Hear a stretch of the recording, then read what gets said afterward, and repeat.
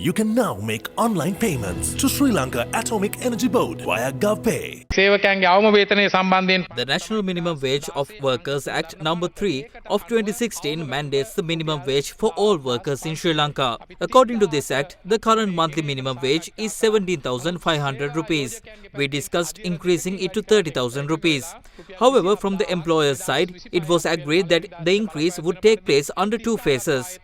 Accordingly, from April 1st, the minimum wage will increase to 27,000 rupees and the remaining 3,000 will be added from January 2026. The act will be amended accordingly to reflect these changes. That is a commendable step. However, in doing so, you seem to have forgotten the 41st promise in your election manifesto, a thriving nation, a beautiful life. You pledged to ensure a daily wage of 1,700 rupees for plantation workers. I would like to know from when do you plan to implement that wage increase? Wages for several industries, including the plantation sector, are determined by their respective wages boards. Discussions are currently underway to increase the daily wage to 1,700 rupees in consultation with these boards. At present, the proposed 1,700 rupees comprise 1,350 rupee basic wage and a 350 rupee allowance.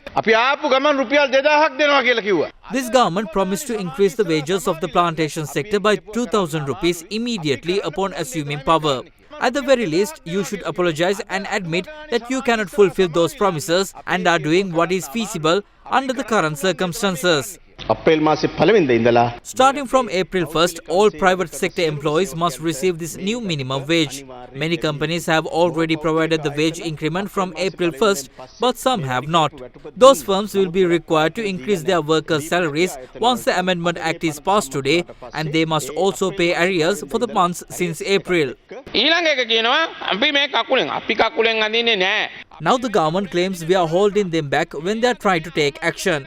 However, it's Donald Trump who is causing the real trouble, not us. Today you are discussing a minimum wage increase. But if the US tariff imposed on us take effect, thousands of workers in garment factories will lose their jobs.